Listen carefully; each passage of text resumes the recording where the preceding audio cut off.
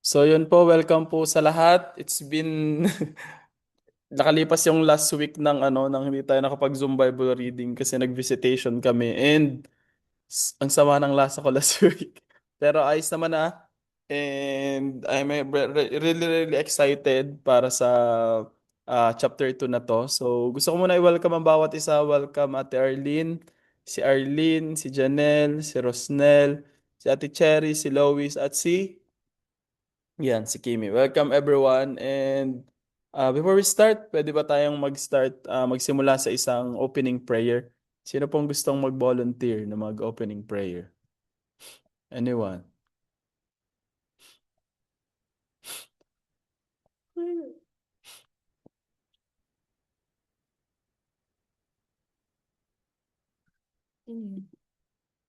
Hi, Ate Eva. Sige po, tayo pong manalangin.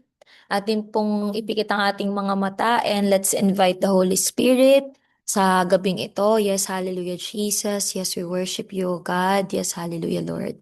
Ama, salamat, Panginoon, sa gabing ito, Lord God, na pinagtagumpay mo ang bawat isa, Lord God, na makasama namin, Lord God, na mag-aral lang yung mga salita.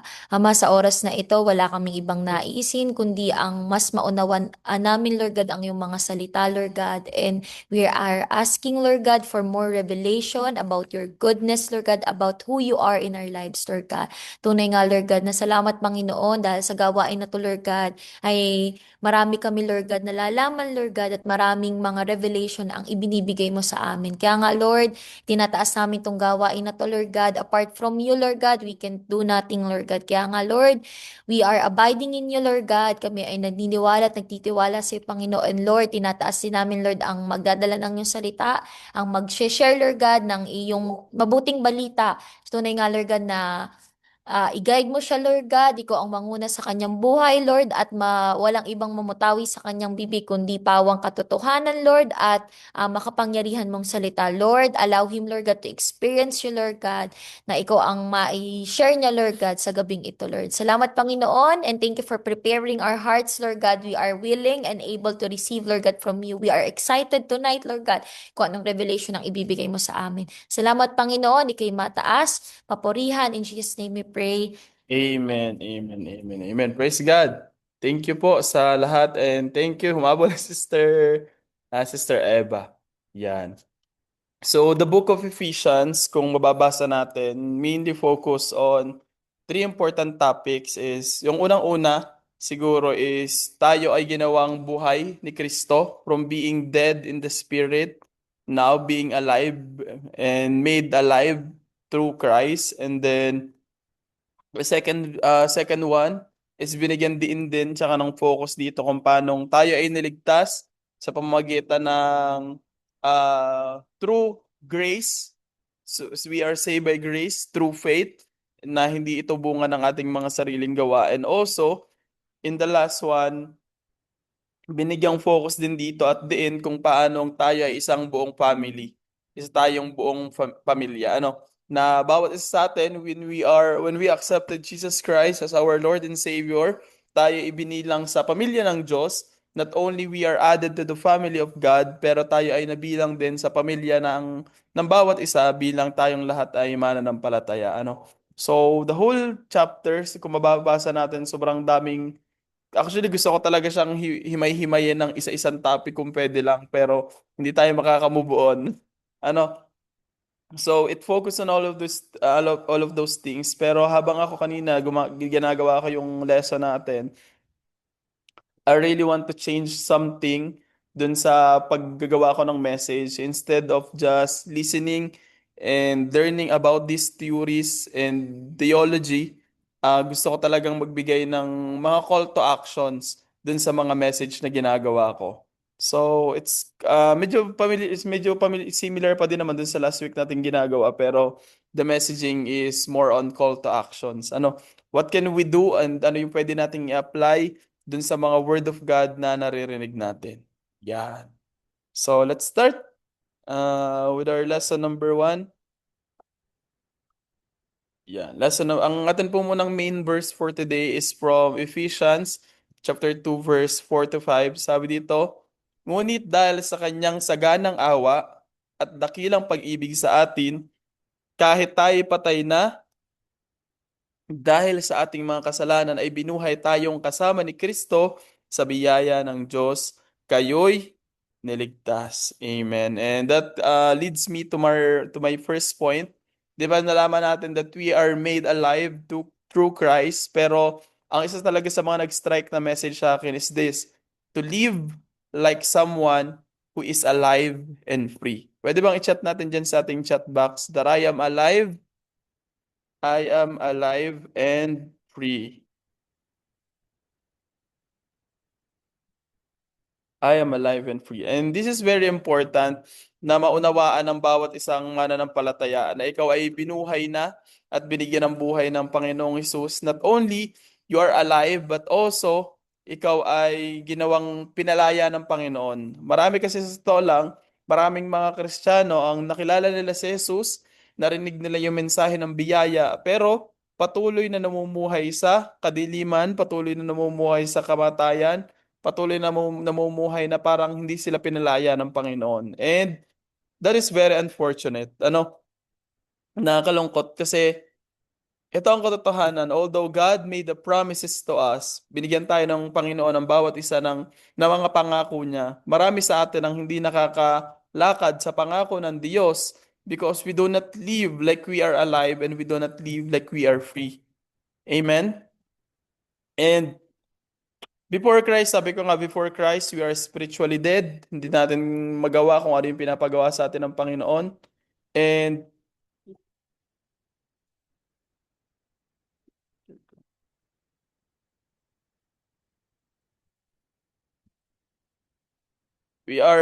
sabi ko nga, before Christ, we are spiritually dead. Pero dahil sa kanyang biyaya, sa kanyang mercy, He made us alive with Christ.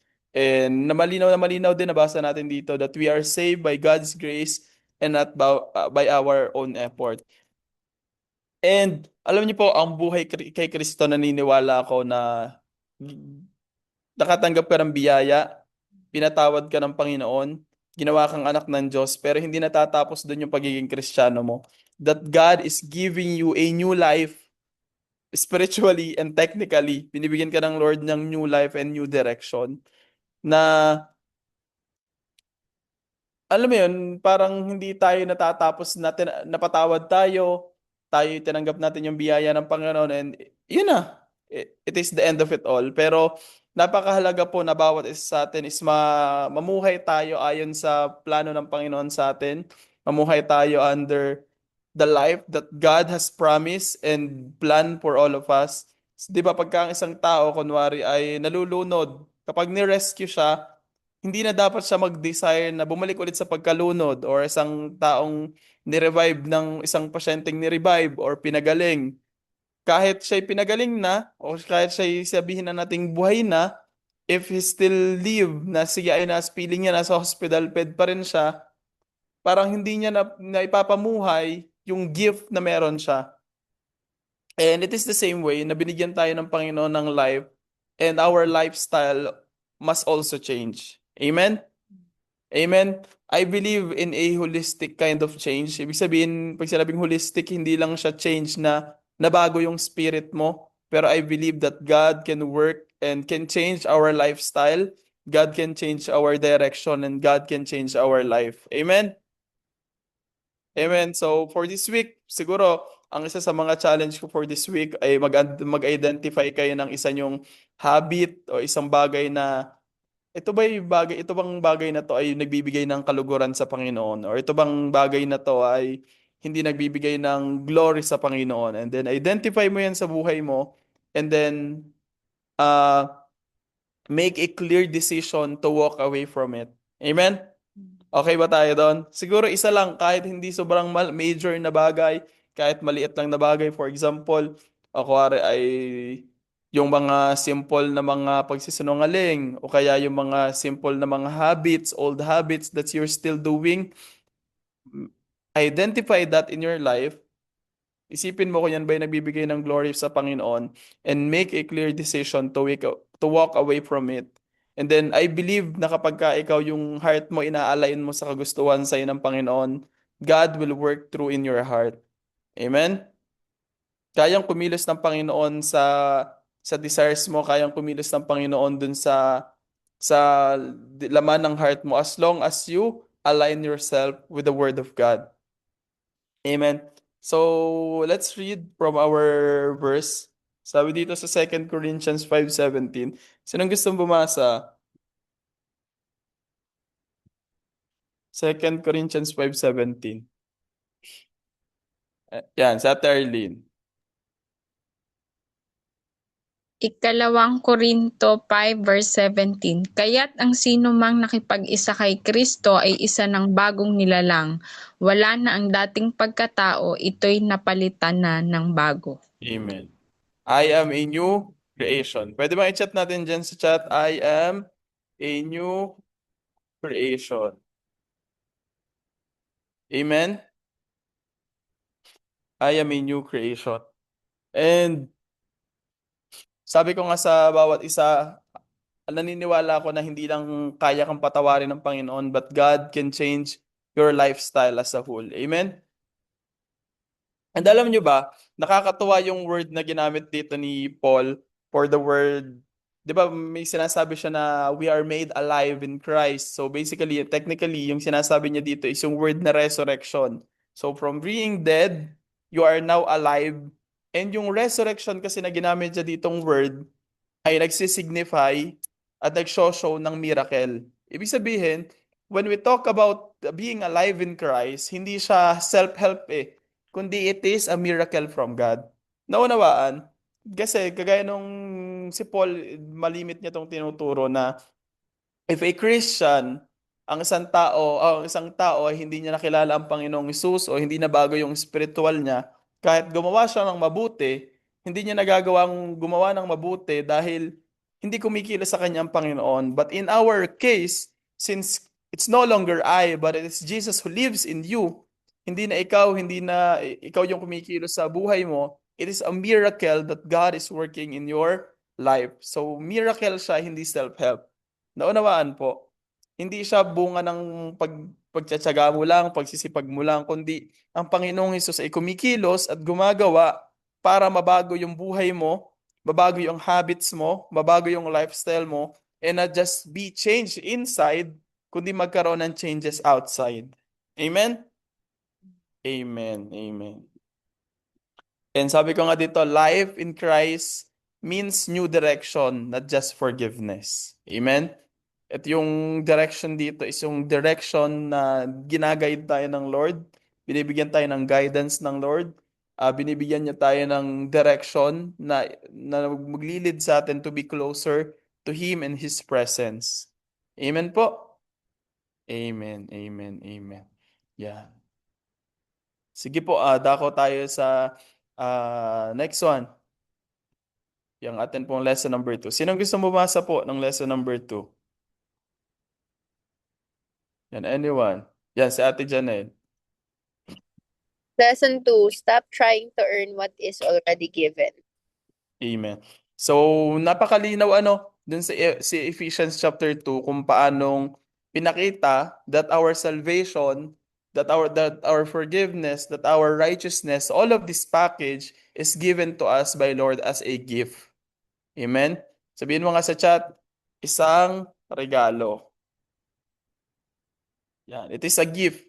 And we can read from Ephesians chapter 2 verse 8 to 9. Sabi dito, sapagkat dahil sa biyaya ng Diyos, kayo'y niligtas sa pamagitan ng pananampalataya. At ito'y kaloob. Yung kaloob ni ibig sabihin dyan, it is a gift ng Diyos, hindi bunga ng inyong mga gawa upang walang sino mang makapagmalaki.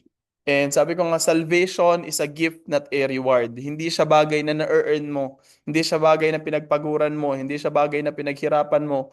O resulta ng good works mo, ng kindness mo, ng pagtatyaga mo. But it is a gift na binigay sa atin dahil sa biyaya ng Panginoon. This is what I believe.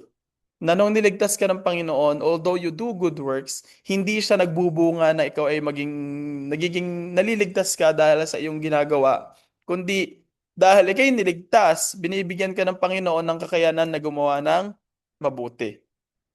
Alam niyo po, isa sa mga pinakamalaking fault or pinakamalaking failure ng mga maraming tao is naturally, tayo pong mga tao, every one of us or most of us wants to prove our worth. Tama ba? Siguro lagi niyo naririnig na gusto nating patunayan yung worth natin, na magaling ka, na masipag ka, na matalino ka, na maganda ka. So, all of this, we are trying to prove our worth.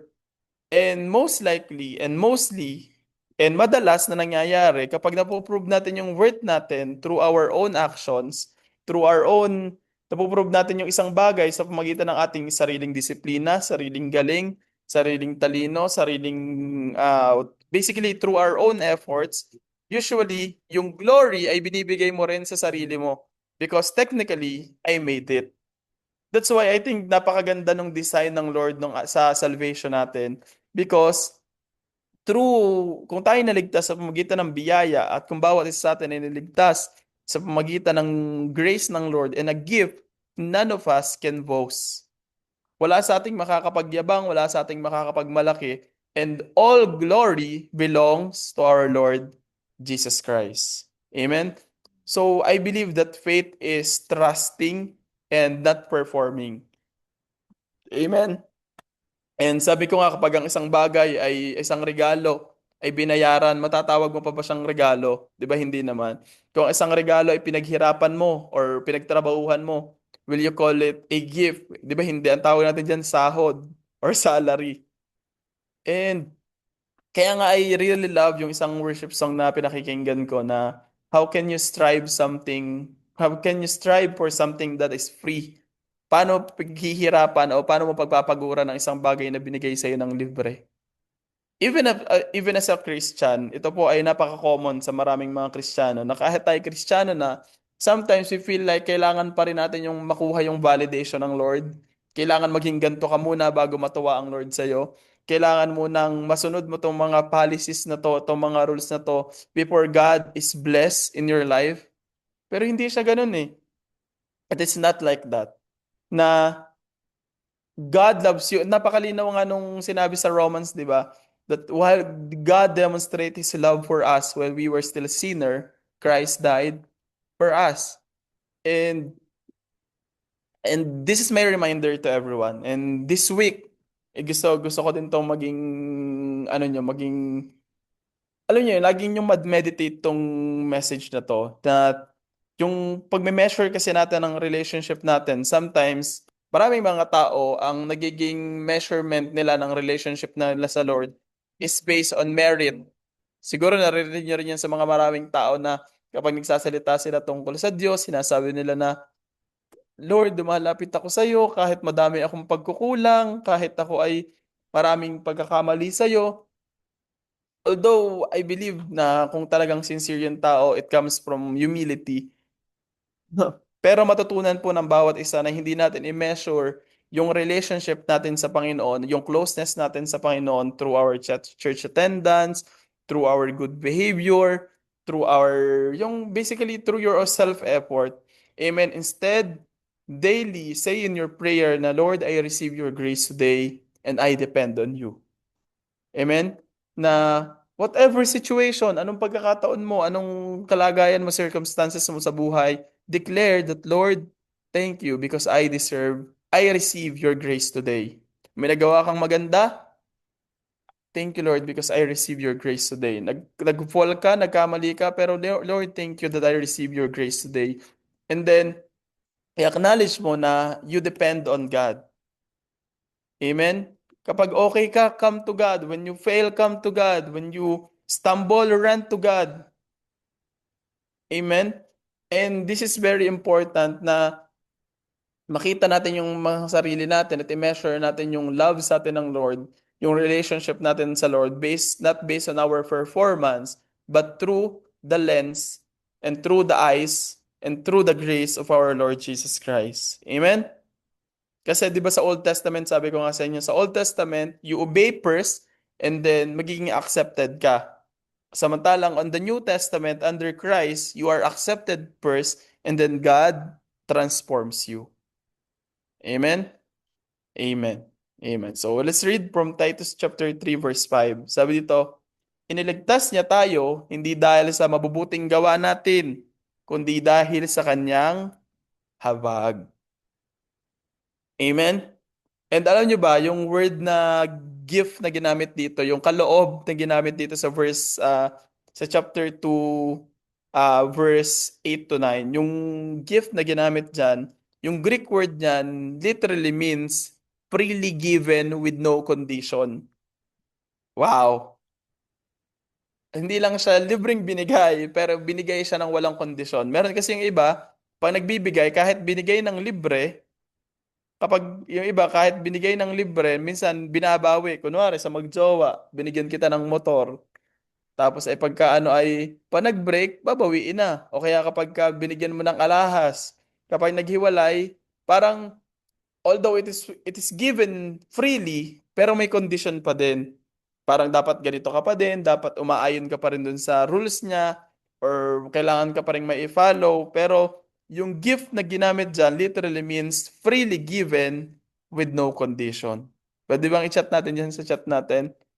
Freely given and no condition.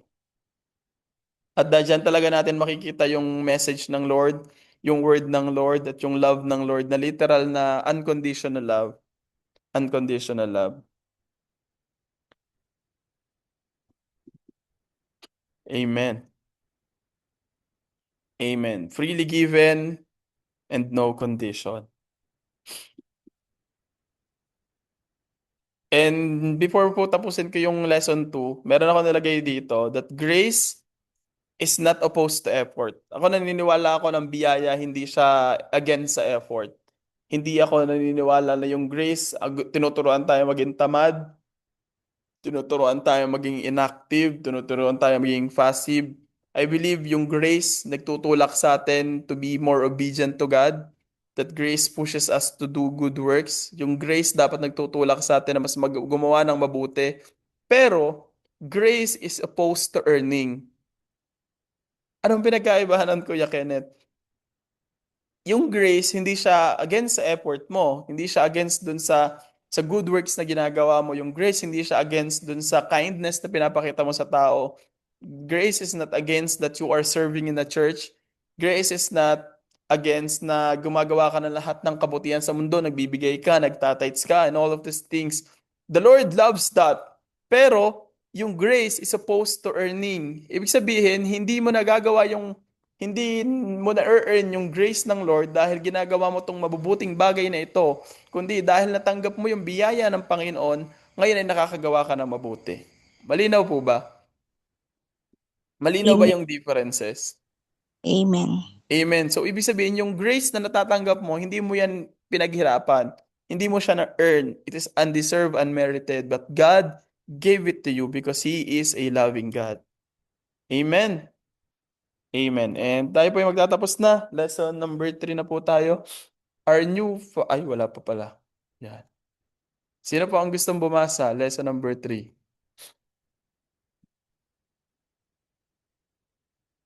Hindi Ah, makita. Yan. Sino po ang gustong mag-ano? Hello, Dave. Ako na.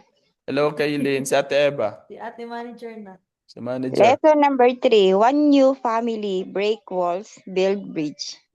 Amen. Ano ibig sabihin ng break walls? Pag sinabi kasi nating break walls, bine-break mo yung parang hinaharangan mo yung ibang tao na lumapit sa'yo. Yung build bridge naman, ibig sabihin naggagawa ka ng tulay para magkaroon ng connection sa ibang tao. And this is very important. Bawat isa po sa ating mga Kristiyano, although tayo po ay iba-iba mga disposisyon sa buhay, iba-iba tayo ng pinanggalingan, ibang-iba po tayo ng lugar na, even sa edad, magkakaiba tayo ng mga edad, iba-iba tayo ng pinagmulan, iba-iba yung kultura. Although puro tayo Pinoy, pero may differences pa din sa mga paniniwala. Pero we, under Christ, under our own identity, isa po tayong family. Amen? Family is love. We are one family. We are one family under Christ. And let's read from Ephesians chapter 2 verse 4. Sabi dito, Sapagkat si Kristo ang ating kapayapaan. He is our peace. Pinag-isa niya ang mga Hudyo at Hentil at winasak ang pader na naghihiwalay sa kanila. And it is the same thing with us. Dapat po bawat isa sa atin is maging open sa katotohanan na ito that we are one family under Christ. Amen. I believe although meron tayong mga, especially recently, meron tayong mga nangyaring mga bagay, pero I believe na this is not broken bridges. Amen. And walang mahirap at walang imposible sa ating Panginoon. Amen. And bawat isa po sa atin, ang call talaga ng Lord sa atin is to love one another, to support one another, to be with one another. Amen? Amen. Di ba alam nyo, nakakatuwa kasi sa isang family, yung sa regular na pamilya, kapag yung magkapatid ay magkaaway, or yung magulang magkaaway, there is no peace in the household. Amen? And the same thing, bilang po tayo magkakapatid sa pananampalataya, dapat po ay hindi tayo magkaroon ng beef sa isa't isa, hindi po tayo magkaroon ng problema sa isa't isa. Naniniwala ako na it happens. Sometimes meron tayong mga misunderstanding, pero I also believe that there is power in humility. Meron pong kapangyarihan sa pagpapakumbaba at meron pong kapangyarihan sa pagpapatawad. Amen? Amen. Amen. And kung paano po tayo pinatawad ng Panginoong Hesus, ay matuto din po tayo magpatawad sa iba. Amen. Sabi nga, kung pinatawad tayo ng Panginoon ng 1,000, bakit hindi mo patawad yung kapatid mo ng 10 beses o ng 10? Di ba? So, may challenge to you this week. Identify one person. Mag-isip ka ng isang tao na iniiwasan mo o parang yung heart mo may ginajudge mo o nag-hold ka ng bitterness against that person. And then, I encourage you to pray for them. Okay ba yon? Okay ba yon? Kung meron kang tao na parang kinakagalitan mo or may bitterness sa heart mo or you sometimes have this idea na i-judge mo sila or na-judge mo yung tao na yon o sometimes yung tao na yun iniiwasan mo, ina-avoid mo, my challenge for you as a Christian and isang anak ng Diyos is I want you to pray for them. Meron ba kayong nasa isip na tao? Pwedeng i-chat nyo sa akin ng i-chat nyo sa akin ng yung naka-personal, paano ba yun? PM. Tapos hindi ko pagsasabi, promise. Kung sino yung gusto nyong, yung tao na yun na naiisip nyo, and I'll also pray for that person. Yeah. Or tao na nakatampuhan mo recently, o isang tao na hindi mo masyado nakakausap ngayon, o isang tao na parang gusto mong magkaroon ng better relationship to that person. Yan. Pwedeng i-chat nyo sa chat natin, pero i-PM nyo lang sa akin. Yan. Thank you sa mga nag-send. Yan. And yun po, pray for them. Kung kaya nyo silang i-message, message them. And then, this is very important, to forgive them in your heart. Amen? Forgive them in your heart. And bawat isa po sa atin, maging heart natin to build something.